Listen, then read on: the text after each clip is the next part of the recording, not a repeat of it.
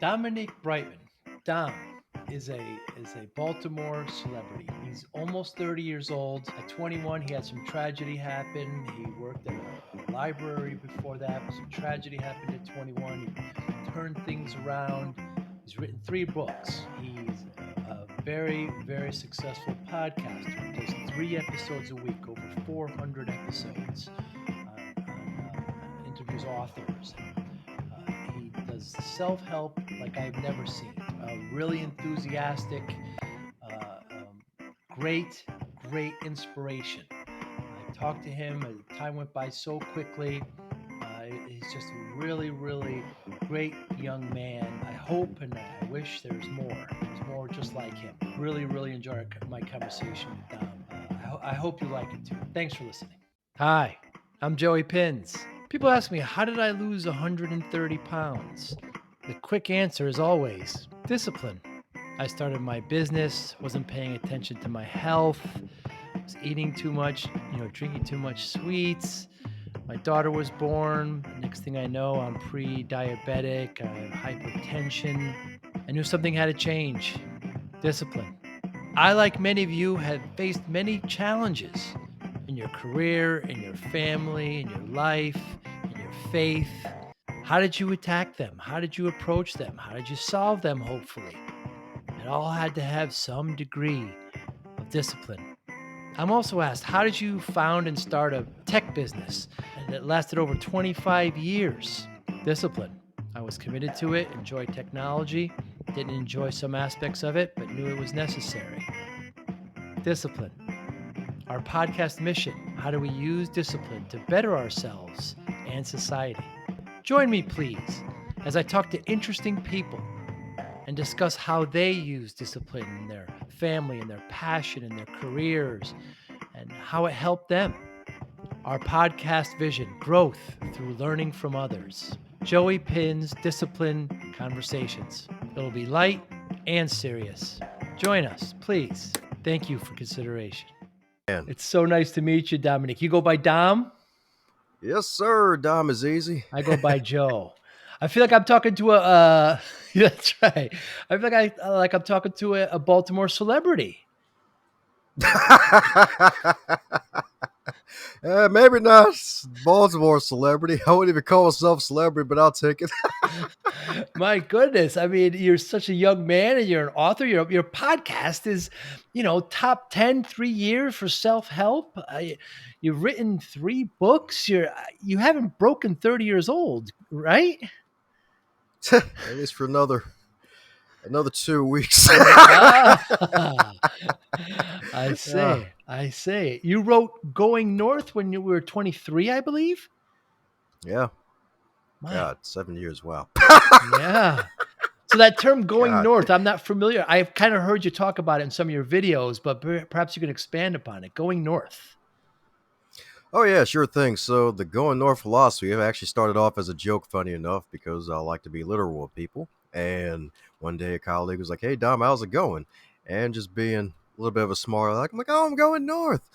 And another colleague overheard the greeting and she just busted out laughing. And little did I know that joke that eventually, they used to be my go-to phrase when they asked me how it was going, actually became the title for my first ever book, then my podcast, because, hey, going north, it's all about advancing others to advance yourself, helping others to embrace their dreams while you're on the way to your goals and your dreams and manifesting your desires. And because it's better to be going north than saying that you've gone north, because this is a growth journey. Growth never ends, and growth is really happiness when you're always getting better and you're seeing your own progress in action. Oh, my goodness. Yeah. Going north, going up. I'm in New Haven, so I'm actually literally north of you, but I don't feel that, I don't know that term, but I'm going to definitely start using it. Very, very encouraging. Yeah. And you also, so something, you got a job at a library. And by the way, what's happened with the libraries? I mean, that was a while ago. That was maybe 10 years ago, right? I mean, not too many students anymore use the libraries. Well, I wouldn't say Okay, good. that. In the BC before COVID era, yeah, Right. students in the Woodlawn area would use the library. It was kind of the quote unquote babysitting center for the parents. It's like, hey, Uh, because it is basically everything to everybody. There is a little place called Storyville for kids birth to 5, Stream Space, the whole science, technology, reading, engineering, art, and math. And then there is a drop off point for about a good 5 other schools where we range from anywhere to between the 100 to 300 kids after school, whether it's the three, the 0.1 to the 3% who actually use it to library to study and do their homework, and then the other 97% who just use the time to chill around, hang out with their friends, and play video games. Neck, we even got some PlayStation video game systems, 3 of them actually. PlayStation 4s for the kids, snack programs for the kids, meal wow. programs for the kids. Wow. And after school, like heck, even after school programs, a couple art activities too to keep them engaged while they get off of school.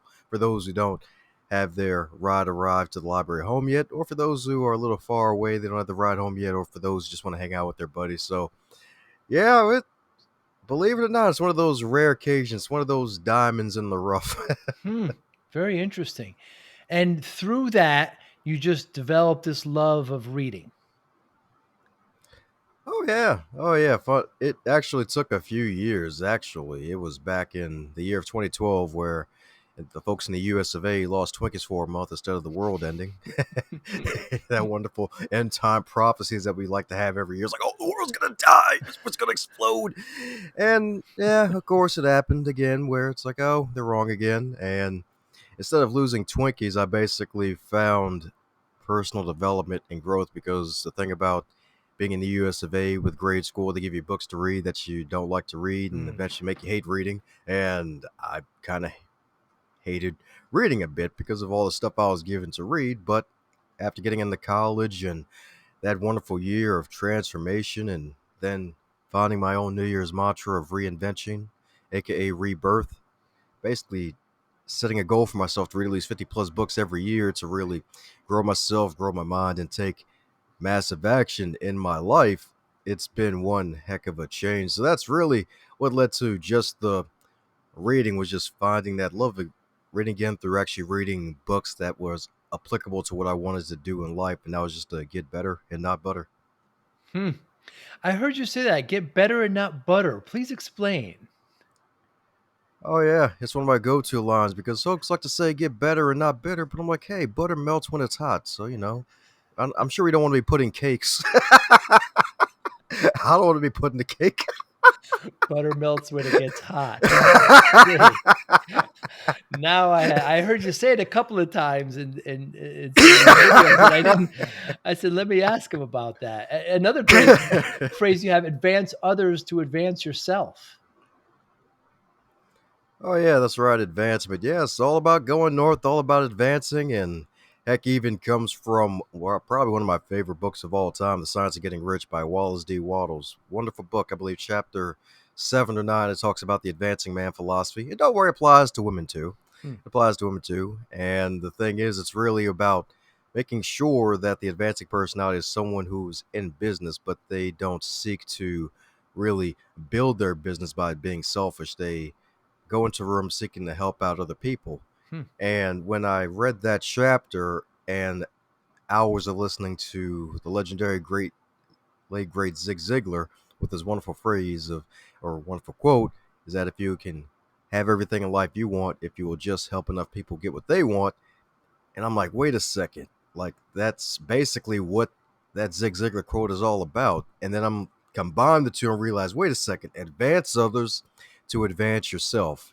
And that's really how it really came to be. Because when you study elite performers, the millionaires, the billionaires, no one's a self-made millionaire or self-made billionaire. That's really kind of an oxymoron, Hmm. because if you have a product to sell, someone has to buy your product.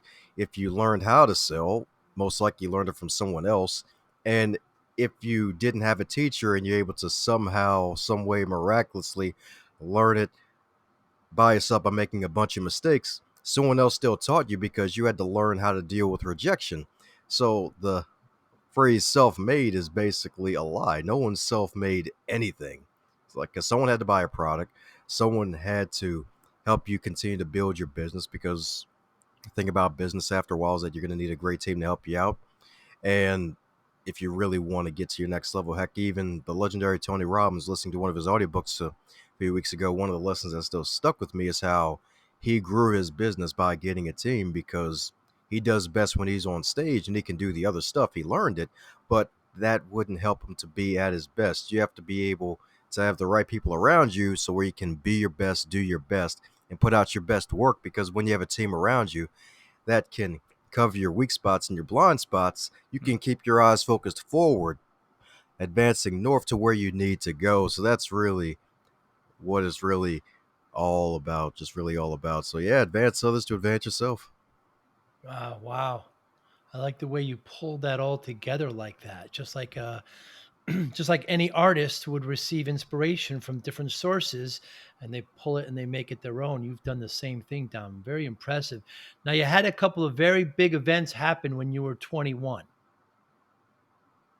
Oh yeah, that's right. I drank a whole keg of beer and I woke up the next day as a black guy. It was great. It was. Wow.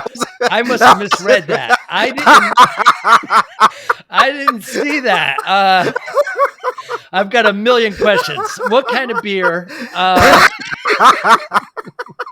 Didn't see that one coming, did you? No, that's not what happened. I'm not a drinker. Right. It's not even really good for you in the long term, especially as you age, where the hangovers show up and it's like Certainly. never really got an alcohol. What actually happened was when I was 21, on my way to IT security class, I actually got into a car accident.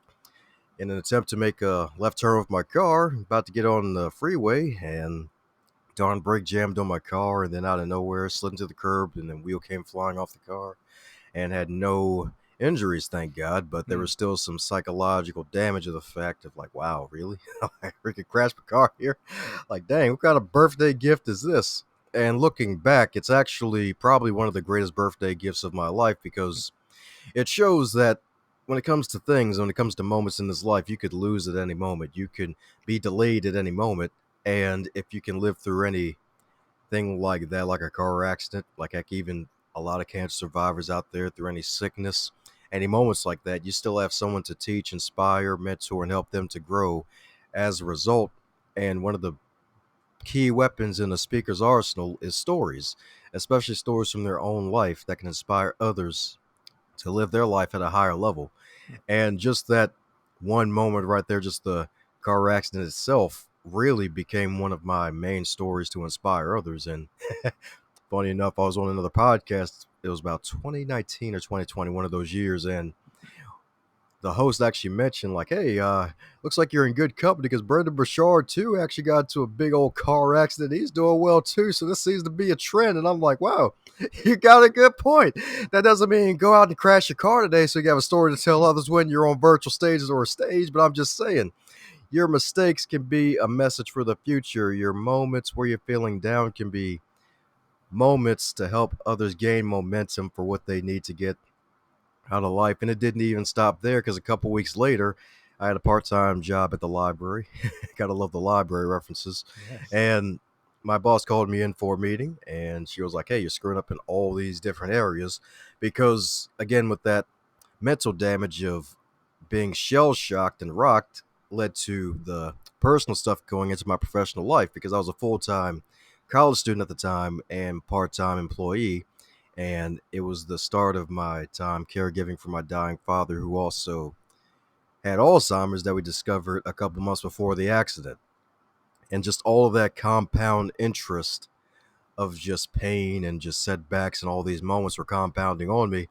And that just led me to push me to really find a way to shine like a diamond, because it even goes back to being better and not butter. Like, butter melts when it's heat, Hmm. when there's heat around. Coal can become a diamond when it's under pressure, when that heat comes. So there's another reason why I jokingly say better not butter, not just because I got a laugh one day just for me being random, but also the fact that it can go deeper into that fact that we all are going to need pressure. We're all going to face pressure. And either you're going to get crushed by the pressure, or you're going to let that pressure not crush you. And then you shine like a diamond and you become a champion out of those moments. Very well put. So the car accident, your father diagnosed with Alzheimer's, which is a burden on you, on your whole family. It really takes a lot of time. My father has it as well, and it's a terrible thing. But I mean, that's at 21. At 23, you wrote the book. So without those transformations, without those occurrences, I mean, those were the turning points for you to decide to write a book at 23 years old. I have to say they were the seeds to help make that happen because those 3 moments in those 3 months of that year, 2012, actually led to the last chapter of the book where I even got deeper into that story of how it all happened Hmm. because those moments, again, like finding my moment to become a diamond became from those moments of pressure and just finding books to read and growing and getting better because with the year rebirth 2013 I set out to become more intentional with my life. And one of those things that became a result of that is Toastmasters. And for those who don't know, it's a great organization for folks to practice the skill of public speaking and communication as well. Their tagline is where leaders are made. Well, if you get a little too deep in it, it's also there's another part of the tagline that they don't tell you. It's where leaders are made and not paid. Ah. Because you don't get paid in bucks, you get paid in experience. You get your own sandbox of leadership where you get to practice leadership because every person looking to grow as a leader, every person looking to be in management, they should give themselves an opportunity to be in a leadership position at a volunteer organization because leading a group of volunteers is very challenging. If you Hmm. can lead a group of volunteers, then you can do just about almost anything with the team because the lessons you learn will transfer over. And learning that helped me to realize, you know what? I can do the whole management thing with the day job and everything, but I realized, you know what? That's not for me. That's not for me. And that's another reason why you should do it because it'll show you whether or not you're going to really want to get to a higher level. Because the thing is, the more people you serve, that's really a higher level of leadership. A higher level of leadership is a higher level of servanthood because leaders are truly servants, especially if they're helping to create other leaders and not followers. Hmm. Because leaders who duplicate themselves and create followers, they're basically going to be equipping them as well with the tools that they need. And through Toastmasters, being equipped with the knowledge of becoming a better public speaker, taking myself from being a good speaker to a greater speaker, came from joining Toastmasters and also came from this wonderful gentleman by the name of Daniel Alley because I was attending one meeting, say it was around 2014, and he gave this wonderful speech called How to Act Like a Leader. And he basically put it in an acronym, the ACT. The A was for audacious, the C was for contagious, and the T was for tenacious. So being audacious as a leader, you have to be audacious enough to put yourself out there. Contagious leaders are basically those who are influencers. It's all about influence, nothing more, nothing less. And then the T is for tenacious. You have to still keep going no matter what the situation is. Hmm. And that's one speech led me to buy his book and then reading his book and realizing, wait, he's writing about the same stuff I'm reading about. And feel like, you know what, this might be good. I think I'll keep in contact with them, follow him on social media and all that good stuff.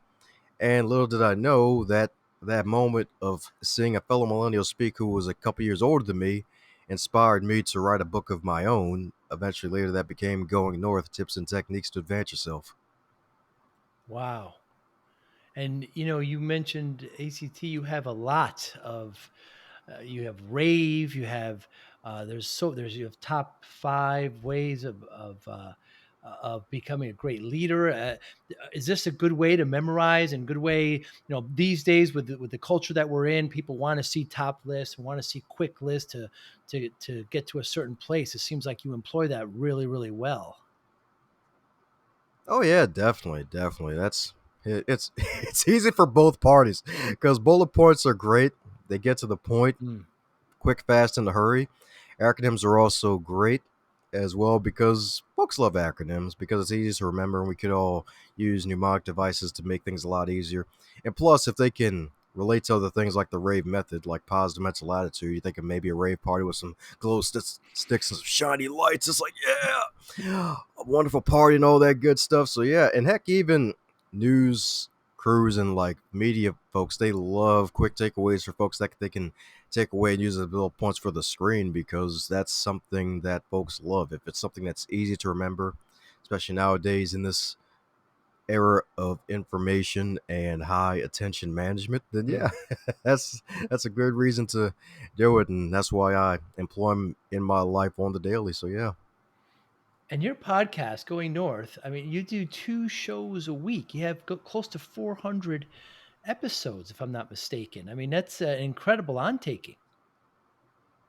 Oh yeah, it's actually 3 a week now. It's Wow. actually back in June 2021. I expanded it to 3 days a week, so every Monday, Thursday, and Saturday a new episode goes live. And funny enough, that explosive growth happened because I kept putting myself out there and serving fellow authors by giving them a platform to get their voices out there. Because it was supposed to be once a week on Wednesdays, but my original launch date switched because of some technical issues, and then about halfway through the first year, I had about a huge backlog of so many dang authors. I didn't want to wait in 6 months for the episode to go live. So I basically added Mondays to what I do.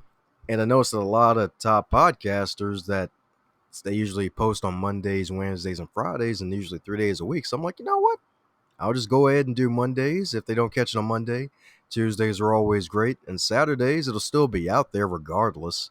So just with all that growth and all that wonderful possibilities of just really just putting myself out there and helping other folks and doing some learning in the process and continually getting better as I go along too, it just helped me to expand the show to where it is now. And yeah, so 400 episodes. The official count will be 400 by September, but the actual count right now is 472 episodes. Wow. Incredible. And I don't want to keep harping on this, but you're still in your 20s. And then let's go to your second book that you wrote. It was kind of long, that Going North, where you say stay the course. Now, what inspired this, Dom? Yeah, funny So enough, the original incredible. title. Thanks a bunch, Joey, man. Congratulations. I mean, I'm really impressed. I'm really awed. This is so cool. Yeah, man. Like, hey, it's really, really awesome though. But yeah, man, it's kind of interesting looking back that it's been almost 2.5 years at least since the Stay the Course came out because the original title was going to be Going North 2.0. Funny Ah, enough. wow. The Elite Performers 7 Secret Keys to Sustainable Success. Yeah, yeah. I had to take my own advice. That's why the title was so darn long. Because, funny enough, quick story. I actually put secrets in the title because a buddy of mine on LinkedIn, he was asking, like, hey, I'm going to be doing a leadership book soon. And I was thinking of a title for the book, like, how do you like this? I forgot what the title was, but I'm like, hey, if you put the word secret in the title, you'll probably get more sales because the word secret really Hmm. intrigues people. It's like, all right. So even if it's not a secret, people still want to find out what the heck it is. Kind of like the classic movie The Secret that came out in like 2005 or 2006, which is still a huge bestseller, which is really all about the law of attraction, which really isn't secret. It isn't new at all, but just that title and the great marketing behind it made it a force, and it's got a powerful message. And after telling him that, I'm like, wait a second. Let me follow my own darn advice and put the word secret in the darn title. And seeing how many hosts have trouble saying that all What a at great once because tip. it's an extra long title. It's a secret, so I'm going to want to know. So I lean in a little bit more. It's a great tip. I never thought of it. Oh yeah, got to thank Joe Vitale for that one. I believe. I think it was one of his books. Stuck. I think it was like magnetic marketing or something. Yeah, I think, yeah, dude's amazing. Dude's amazing. I'm hoping to get him on my podcast very Hmm. soon. Dude is freaking amazing. So your book talks about the 7 keys to sustainable success. So not just you have it, now you want to sustain it. Yeah, you're so right about that. And the reason for that is because this book came from a place of grief. Because after Going North was published, my father passed away Hmm. 5 months later after his, I'd say, 6 to 7 year long battle with that darn Alzheimer's that eventually Horrible. became dementia. And I was going through some grief, family was going through some grief, but the thing was, I wasn't really truly allowing myself time to grieve, because when he first passed away, there was a big snowstorm in Maryland, and that basically gave me and the rest of the family some time to take in the moment and just be quiet before the following day, when the roads got cleared up a bit and the home became a call center. And we had to do all the funeral preparation, everything like that. And had his funeral a couple weeks later, since he was a veteran, and there were so many funerals happening for veterans that we had to wait for time to actually have a time to bury him in one of the veteran cemeteries. So after all of that stuff, it came down to, I'd say, July. Had another meeting with the boss, and similar to 2012, I wasn't really as self aware as I thought I was at the time. And one of the things that authors tend to do is, especially, or even preachers like to do, is that they sometimes preach messages that they need to hear. Sometimes they Mm. write books for problems that they need to fix in their own life, because in that way, they're actually putting themselves out there and their problem may be fixed. Heck, even like Grant Cardone's the 10x rule is something that he did in his own life, and he figured out, okay, what's the way to 10x my business? Let me do all this. And this book itself was really all about awareness, because once again, I had some issues where there was still some grief showing up, where I was screwing up certain things on the day job, which is a full-time job now at that time. And after that, when my boss called me and called me out on it, I'm like, oh crap, like maybe I am screwing up here, because I wasn't even conscious, and there must have been still some darn grief I still had to deal with. And with all of that, I realized, okay, I guess I need to become more self-aware and really take in and see what's going on, and do some self searching, some self finding, some self discovery. And my boss even coached me after that too for a few months, and helped me to get me out of my stupor for the day job. And it was amazing after that, because then the podcast started a couple months later, and just all these wonderful things just kept happening. And the book even became a bestseller when the pre-order for the book launched too. And I Wow. was just amazed. I'm like, wow, this is freaking amazing. Like this work is paying off. Success is certain.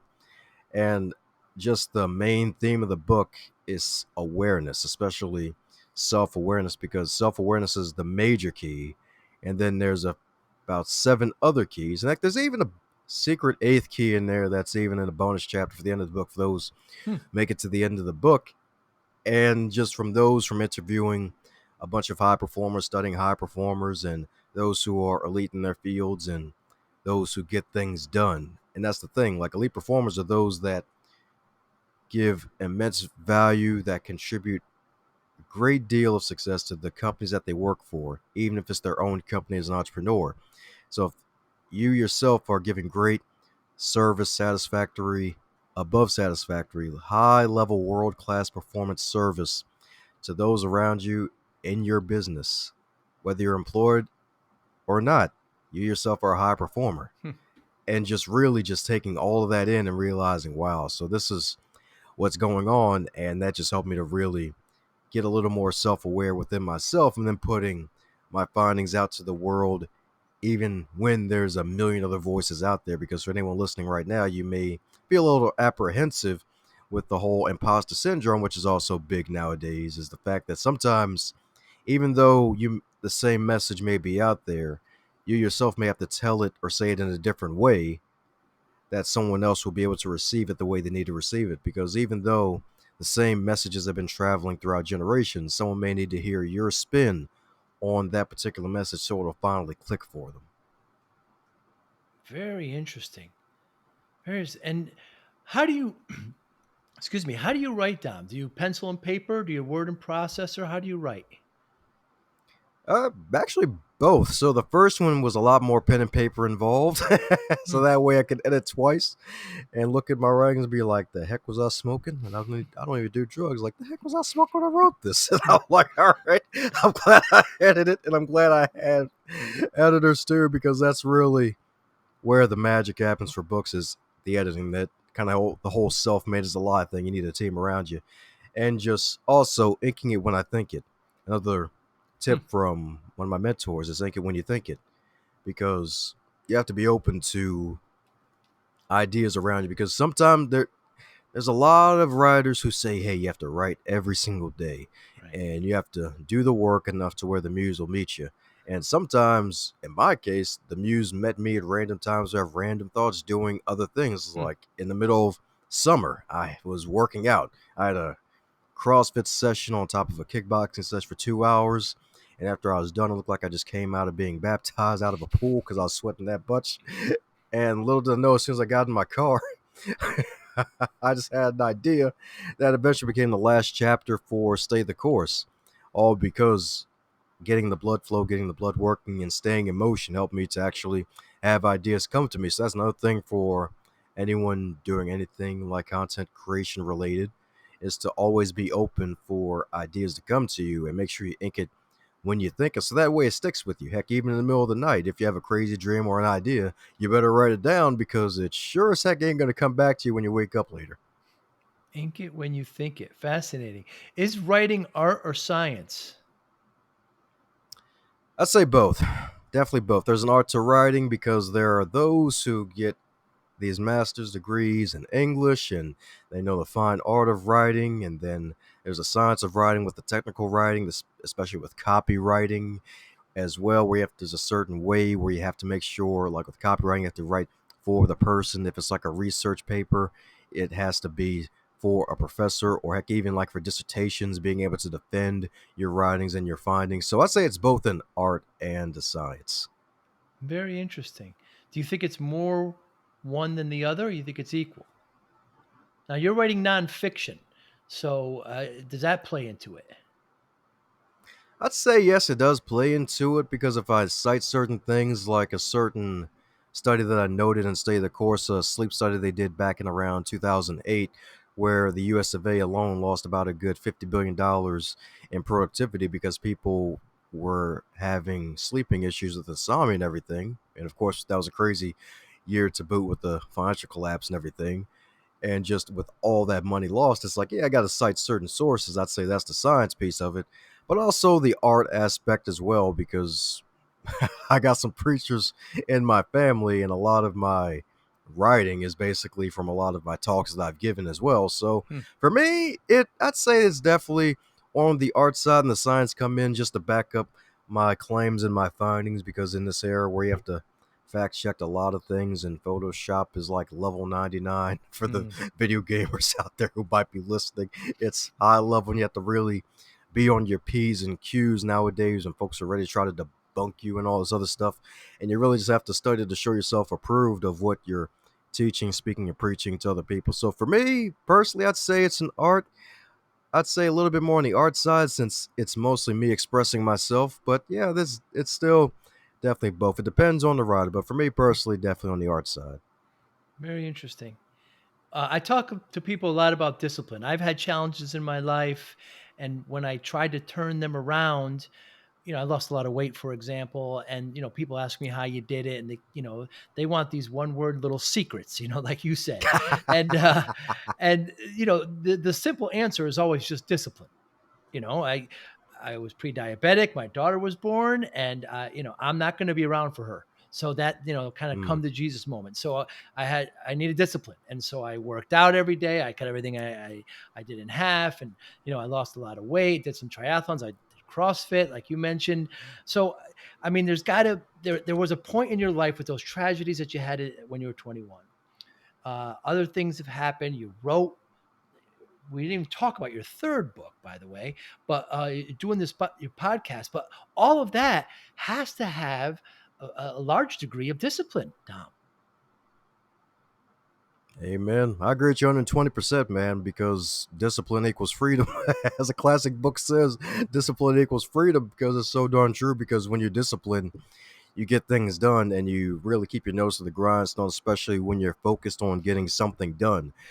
Because if you're going to be an uncommon finisher, you have to have discipline. If you're going to really be known as somebody with a great track record, discipline is definitely going to be required. And you don't even have to be the most disciplined person in the room. If you just have just enough discipline, I'd say at least bigger than a mustard seed, but not the size of maybe 5 benevolent elephants or maybe 11 benevolent elephants. Just have at least enough to get to your goal, and then enough to at least try to sustain it. And if you fall off track, like all of us humans do, Yes. you'll be able to tap into that past victory and really just use your mind for two things, as Mike Murdoch says, for pre-play and replay, because your mind is for great two functions. The pre-play is basically seeing yourself in the future as that thin man with the guns like Joey right in front Mm, of me, the wonderful Joe. He's mm, like, man, pre-diabetic. I got this daughter right here. I want to see her go to college and get married and make me a grandfather. I'm going to be able to get there if I'm pre-diabetic. I need to lose this darn weight off me. He's like, yeah, I'm thinner now. I'm doing CrossFit. I could probably lift like 5 cars now, mhm, all because I saw myself and my daughter in the future. And now in the current age, you can replay those past moments where you did all those workouts where you still probably work out because my man's looking great right now. And you can tap back into those moments of success and realize, hey, I did this, I did that. The weight's going to stay off of me. I remember what it felt like to have all that weight. And I know what it's like to be on both ends of the spectrum, like really, really overweight, really almost close to obese and pre-diabetic, to now where I'm healthy and I feel like I can go 5 rounds in a ring with maybe an amateur, not like a MMA fighter, not like an Mike Tyson, because you know that man can still punch. So he certainly yeah, man. can. He certainly can. I tell you, I would like to be able to lift 5 benevolent elephants. That'd be something. I love that they're benevolent, by the way. They're not angry. They're benevolent, they're happy. I love it. By the way, my daughter is going to Maryland in a couple of weeks, right in your backyard. She's going to be a terp. Woo! That's what I'm talking about, baby. Fear the turtle. That's exactly right. We go to your third book now, Dom. I keep on wanting to say young man. I don't know, 25, 30 years older than you. I'm 53, and I don't have any. Maybe I got a book in me, but I haven't done it. So you were kind of a co-author, correct? In Crappy to Happy. Yes, sir, What a great indeed. title. And don't worry, you're still young too. You're not old until you're 85, collecting Social Security. That's my Okay, good motto. to know. Good to know. At least that's the way I see it, and I thank my parents for that philosophy. Like, for, hate to get off of the tangent, but that's like one of my pet peeves where folks are in their 20s and 30s saying they're old. I'm like, man, Mm, get your blasphemous self out of my sight with that's true. that. Old is a state of mind, right? Yeah. Yeah, exactly, Yeah. exactly. But yeah, Crap It Happy, third book, co-author book. It was actually one of my goals in life after going north to be an author of multiple books. And Yes. Crap It Happy, the opportunity showed up. And two wonderful ladies, Reverend Ariel Patricia and Kathleen O'Keefe Cannabis, those two ladies are a part of a group called Sacred Stories Publishing. And they've co-authored a multi-author book before, and they've published a few books of their own, actually quite a few, and they helped others publish their books as well. And I'm like, all right, if I'm going to be in a co-author project, Hmm. which is kind of like the in thing to do now, I want to make sure I do it with someone who's reputable, someone who's actually had experience doing it before, and they know what they're doing. Because I had an opportunity for one book, and that didn't fall through. Because even though I like the title of the project, the way that the contract looked, there were some misspellings on certain Hmm. things. And it's like, I know humans can make mistakes, but like something's a little off about this. And then the person reached out to me again with another contract, and it even had less offers than before. And I'm like, I can understand the whole sales thing. Like the first person who donates to the cause, that's good and all. They get like first grab at everything, but later down the road, you may get less. And then that project eventually led to just one chapter from one person who believed in the project that got added to another book. So I didn't want to make that mistake. So I got into this project with them. And little did I know that the legendary James Redfield, who wrote the book The Celestine Prophecy and even produced a movie for it, directed the movie for Hmm. that book as well, actually wrote the foreword to the book. And me with those three wonderful authors, and then about 21 more contributed our stories into the book to make it a nice little book to inspire and to make folks laugh, because the title, it gets a chuckle with most folks when I mention it to others. And the year that shall not be named, the Grim Hmm. Reaper year that attacked everybody, no matter how rich or poor you are or were, is that that book was all about the perfect timing too, because folks need inspiration, Mm. and in this life of brevity, you need levity. So the book is really about giving folks that levity, inspiring them to really go for more and to really just turn their moments where they may feel crappy to make it feel a little bit more happy. Very, very interesting. Is the book industry fair to authors?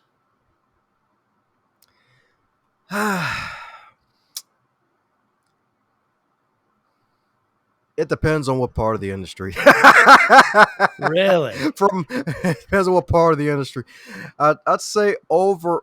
I'd say overall, if you're talking like big four, I'd say no. I'm sorry, what does that mean, From Big 4?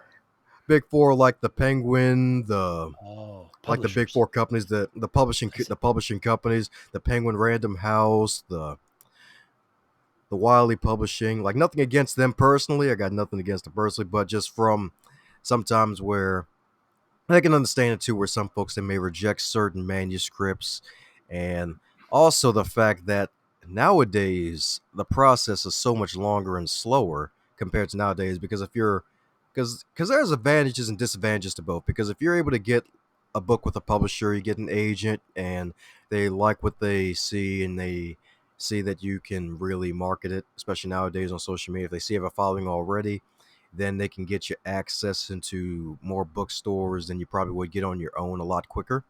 As opposed to self-published, where if you're cranking out books like crazy, like I even had a ghost writer on my podcast who's written over 80 books Wow. last year altogether. Like altogether, she's including her own, she's published over 80 freaking books, and her record was at least, I think her record was like 20,000 words in one day, and her average is like 10,000 words a day.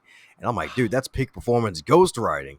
So for folks like that who got so much content to put out, the speed factor is not what makes it fair. I can understand like long term thinking, classic, hey, market something for a year, which they kind of really don't. As opposed to if you self publish a book, you have more control, you can get more royalties as well, and you have that speed factor, and you can publish multiple books as opposed with the publisher. They just want to focus on one book at a time, and if that one book does well, they'll probably talk to you again for another one. So I wouldn't say it's fair in terms of everybody, especially when it comes to the pay, because there's a big scuttlebutt issue about certain black authors who were given smaller Mm. contracts compared to their white counterparts. Don't want to make this a race thing, but it actually was all over darn Twitter, and there was a hashtag publishing paid me what, because Hmm. certain black authors, especially in the sci-fi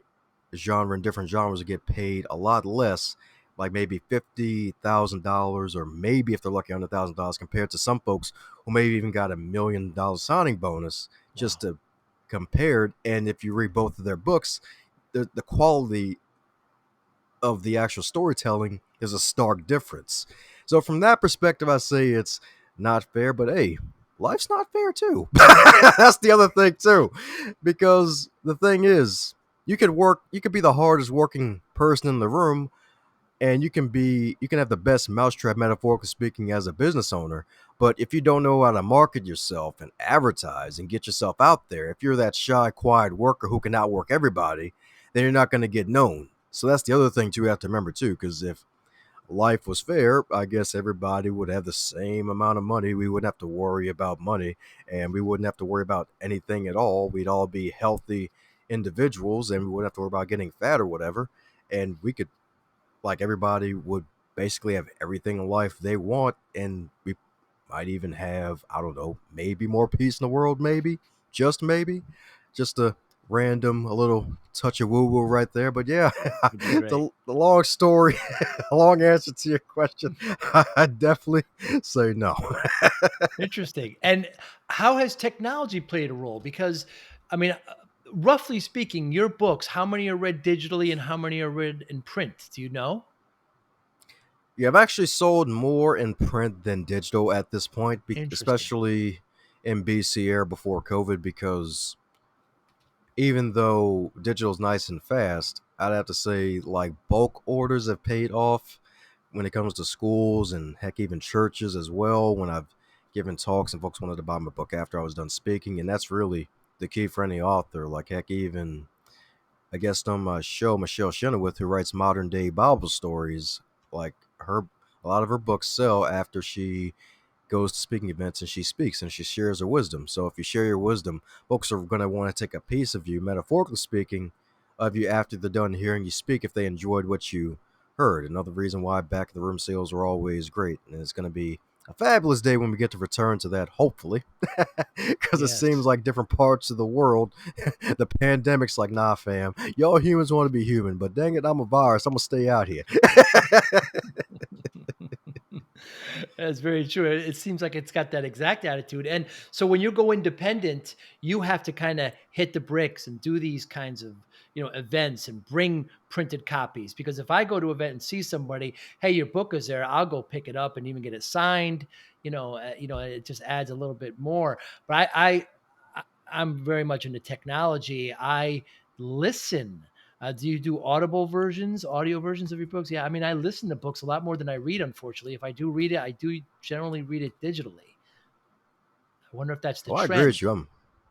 you. It is. You're right. Like, heck, even one of my past authors, like he actually made at least around a good $10,000 off of his audiobooks Wow. for his one book that was very trendy at the moment. He wrote a wonderful superhero book, and the design of the book looked similar to the Black Panther, and that came around that time when Marvel was big, and he partnered up with an expert voice actor to narrate his books. Wow. So he was able to negotiate a way to make it affordable for him and make it worthwhile for the voice actor to where his audiobooks outsold his regular books. So I agree with you. Audiobooks are in. Heck, even I checked my Audible account. I got over 400 audiobooks on my darn Audible account. And I'm like, wow, I didn't even know I bought that many because we're in the era where audiobooks and podcasts are faster than books. Like, now, don't get me wrong. I still love a nice hardback book, Mm. like still like reading books, but it's kind of like reading at a snail turtle pace versus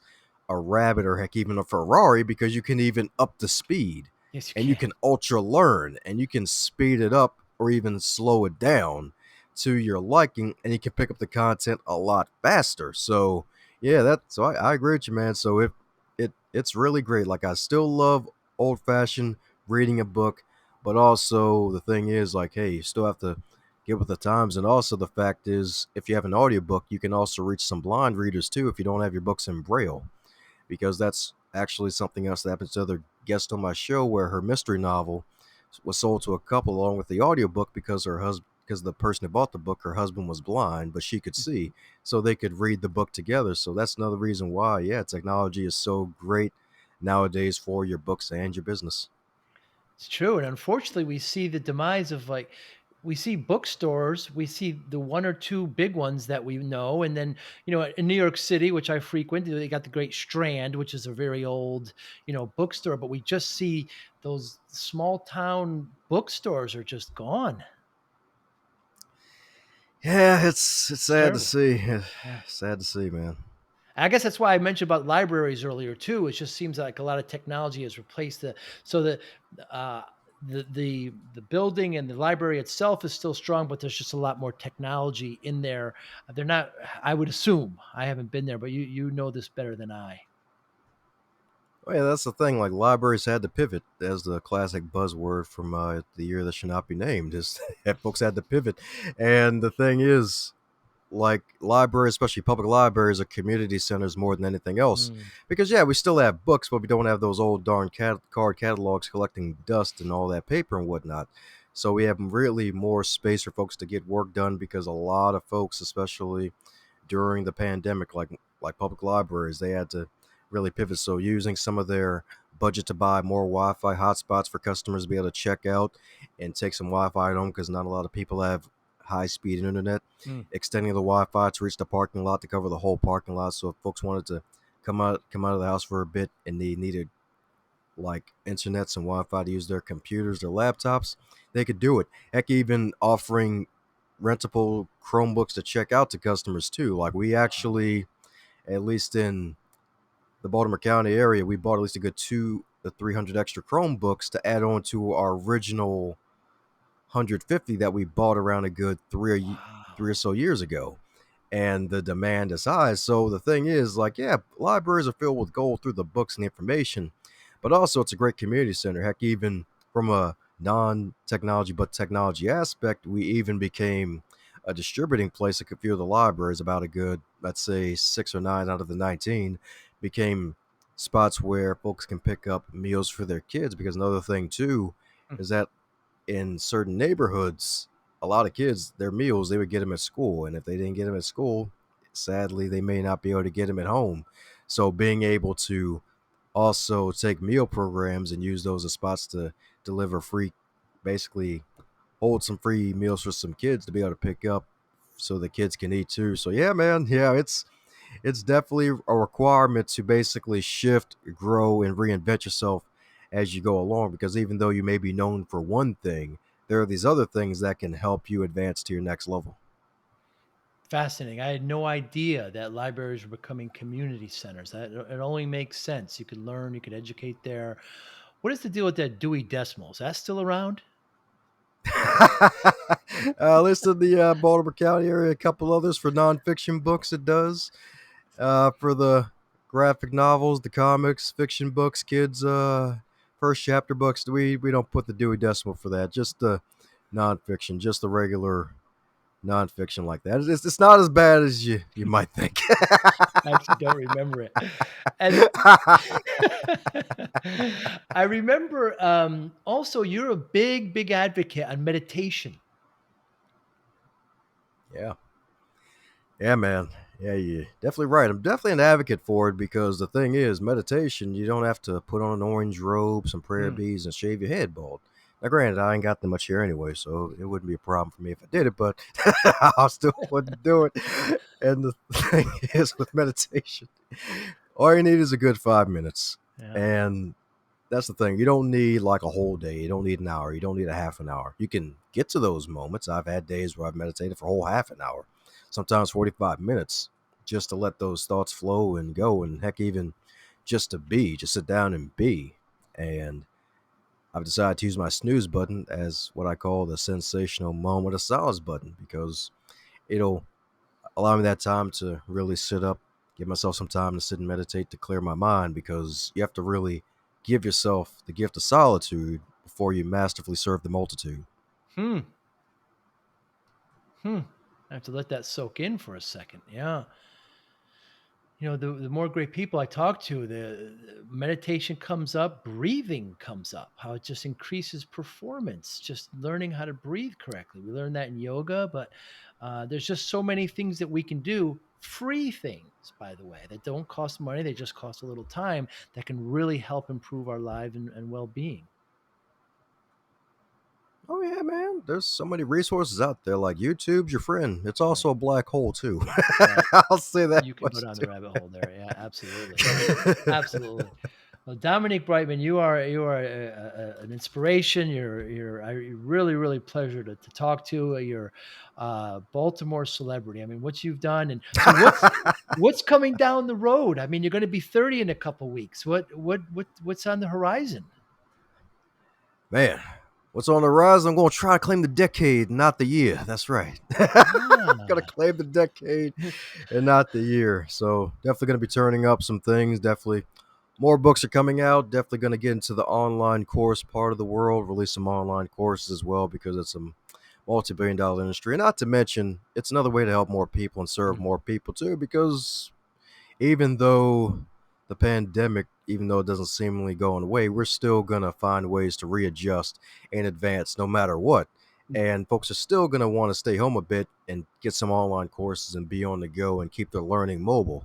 So definitely going to be doing that. So definitely some more great material, great coaching material, doing some more speaking. Definitely going to be doing some more traveling as well. And then also some more reinvention coming ahead too, because that's the other thing about elite performers. They always reinvent themselves Yeah. on their journey to not only keep themselves fresh, but to also keep other folks engaged and keep them entertained and keep them informed too, while keeping them edutained, as some That's say. right. Entertained and educated. And how can we get in touch with you? Ah, yes, beautiful. For those who want to subscribe to the Going North podcast and all things Dom, head over to dombrightmon.com. That's dombrightmon.com on the magical website of dombrightmon.com. Yeah, it's a great site. It's got a lot of resources, got all your podcasts and links to your books. And it's a great, great pleasure talking with you today. I hope one day to meet face to face and, have a coffee and talk about how we can make a better place for everyone. That's right. Less butter, right? Let me stop. That's right. That's right. What a great note to end on. Thank you so much for your time. You be well, my friend. It was great talking with you.